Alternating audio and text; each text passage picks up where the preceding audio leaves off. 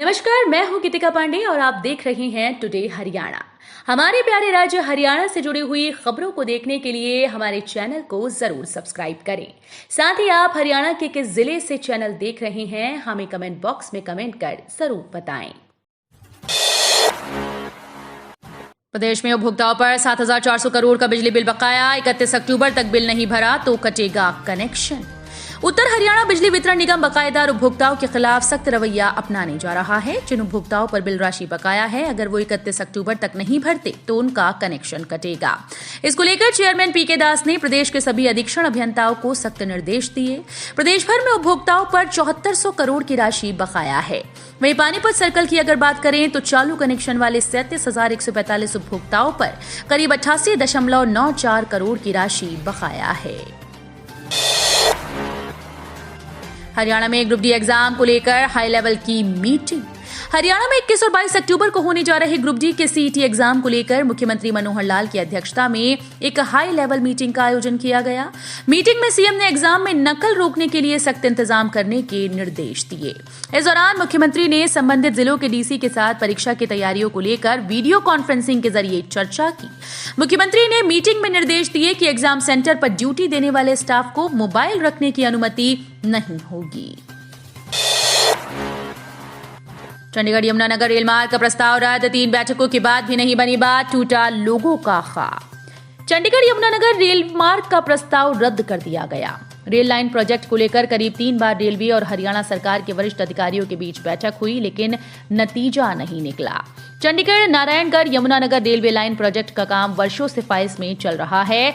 वर्ष 2013-14 में इस प्रोजेक्ट का जिक्र बजट सत्र में किया गया और इसके सर्वे के लिए 25 करोड़ रुपए का बजट भी रखा गया, लेकिन 9 साल बाद भी प्रोजेक्ट पर कोई काम शुरू नहीं किया।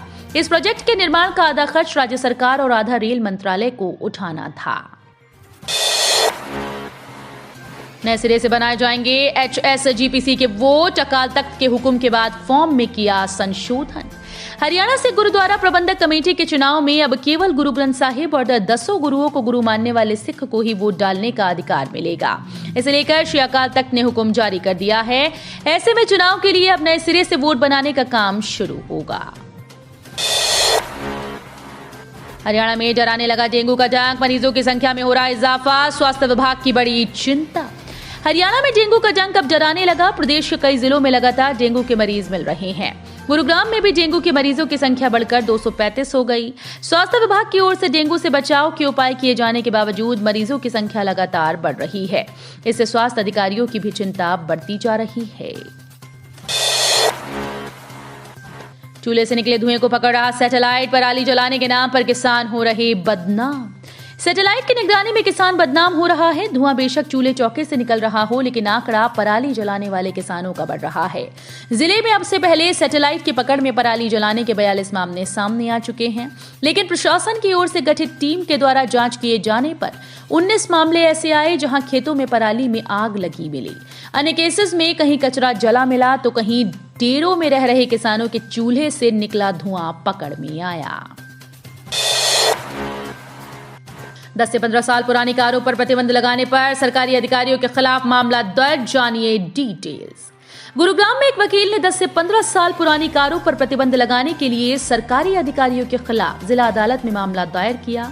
कारबंदी घोटाले की साजिश में हरियाणा के परिवहन सचिव नवदीप सिंह विर्क और केंद्रीय परिवहन मंत्रालय के अन्य IAS अधिकारियों के खिलाफ आपराधिक मामला दर्ज किया गया। अधिवक्ता मुकेश कुलथिया ने अदालत को बताया कि संशोधित मोटर वाहन अधिनियम 2019, 21 और 23 के अनुसार डीजल और पेट्रोल दोनों कारों के लाइफ 15 वर्ष है, जिसके बाद ये अगले 5 वर्षों के लिए रिन्यूएबल यानी नवीकरणीय है। इसलिए डीजल कार को सिर्फ इसलिए जब्त या प्रतिबंधित नहीं किया जा सकता क्योंकि उसने अपना 10 साल का जीवन काल पूरा कर लिया है।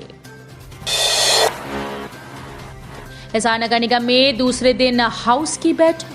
हिसार में हाउस की मीटिंग के दूसरे दिन वीरवार को खाद्य और आपूर्ति विभाग, B&R शाहिद अन्य विभागों से जुड़े एजेंडों पर चर्चा हुई। इस दौरान मेयर ने जिला खाद्य और आपूर्ति विभाग के अधिकारी को वार्ड बंदी के अनुसार राशन डिपो की बंदी करने के आदेश दिए जाए। गुरुग्राम में पकड़ी गई चालबाज हसीना। हरियाणा के गुरुग्राम पुलिस ने बम्बल डेटिंग ऐप के जरिए युवाओं से दोस्ती कर उन्हें शराब में नशीला पदार्थ देकर लूटपाट करने वाली जालसाज हसीना को गिरफ्तार किया। पुलिस ने वारदात में शामिल उसके 2 साथियों को भी काबू कर जेल भेज दिया। आरोपी महिला ने पिछले 2 महीने में ही दिल्ली एनसीआर में 10 से ज्यादा वारदातों को अंजाम दिया है। टोहाना में मजदूरों के फेस स्कैन ट्रायल शुरू। हरियाणा के विकास और पंचायत मंत्री देवेंद्र सिंह बबली ने कहा कि अब मनरेगा मजदूरों की हाजिरी में धांधली नहीं हो सकेगी। मजदूरों की बोगस हाजिरी को रोकने के लिए एक विशेष MNREGA mobile monitoring system app द्वारा कार्यस्थल पर मौजूद मजदूर के चेहरे से हाजिरी लगाई जाएगी। उन्होंने बताया कि मनरेगा के कार्य को पारदर्शी बनाने के लिए ग्रामीण विकास मंत्रालय ने ये नई योजना शुरू की है। नेशनल में मेडल जीतने वालों को मिलेगा कैश अवार्ड। हरियाणा में अब नेशनल लेवल की खेल प्रतियोगिताओं में मेडल जीतने वाले खिलाड़ियों के लिए सरकार कैश अवार्ड योजना लेकर आई है। इस योजना के तहत खिलाड़ियों को गोल्ड मेडल जीतने पर 25,000, सिल्वर जीतने पर 15,000 और ब्रॉन्ज मेडल जीतने पर 10,000 रुपए की इनाम राशि दी जाएगी। पहलवानों के यौन शोषण केस में सुनवाई। महिला पहलवानों के यौन शोषण केस में दिल्ली के राउज एवेन्यू कोर्ट में सुनवाई हुई। कोर्ट ने पेशी से छूट दी और उनकी ओर से वकील ने दलीलें रखीं। ब्रजभूषण सिंह के वकील ने कहा कि अगर अनजान शख्स किसी को गले लगाता है तो ये समझ में आता है कि नीयत सही नहीं थी, लेकिन जहां पर एक खेल का इवेंट चल रहा हो और वहां खिलाड़ी एक दूसरे को गले लगाते हैं, ऐसे में वहां नीयत पर सवाल नहीं उठाया जाता। शिकायतकर्ता ने दिल्ली की 2 घटनाओं का जिक्र किया। गुरुग्राम पुलिस ने पकड़ा फर्जी सब इंस्पेक्टर। हरियाणा के गुरुग्राम पुलिस ने फर्जी पुलिसकर्मी बनकर वाहन चालकों से अवैध उगाही करने वाले आरोपी को गिरफ्तार किया।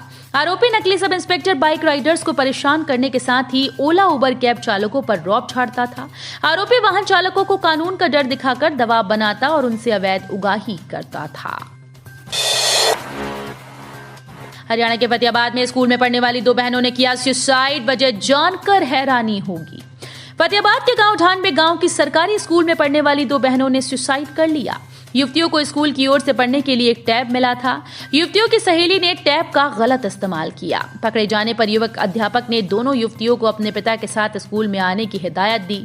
युवतियों के पिता का आरोप है कि स्कूल संचालकों ने उन्हें कोई भी जानकारी नहीं दी। इसी डर के चलते उनकी बेटियों ने सुसाइड किया। नहर में छलांग लगाने से पहले लिखा सुसाइड नोट, उसमें स्कूल के करीब कई अध्यापकों और 2 युवकों के नाम लिखे। दिल्ली मुंबई एक्सप्रेसवे पर डंपर की टक्कर से 2 लोगों की मौत, 2 गंभीर घायल। दिल्ली मुंबई एक्सप्रेसवे पर सेक्टर 31 के पास एक डंपर ने सड़क किनारे बैठे लोगों में सीधी टक्कर मार दी। इस घटना में 2 लोगों की मौत हुई और 2 गंभीर रूप से घायल हुए। ये लोग गांव फतेहपुर बिल्लौच से दिल्ली कालकाजीत दर्शन करने के लिए पैदल जा रहे थे। गांव फतेहपुर बिल्लौच निवासी पूरनलाल ने थाना सेक्टर 31 पुलिस को शिकायत दी, जिसमें बताया कि गांव के निवासी बलजीत, राम अवतार, प्रेमराज, ललित हंसराज, हरीश चंद्र, किरण, राखी, साक्षी, शिक्षा, भावना, कोमल पैदल कालकाजी दर्शन करने के लिए जा रहे थे। तो ये थी हरियाणा राज्य से जुड़ी हुई आज की कुछ खास और अहम खबरें। इसी तरह की लेटेस्ट अपडेट देखने के लिए टुडे हरियाणा को जरूर सब्सक्राइब करें।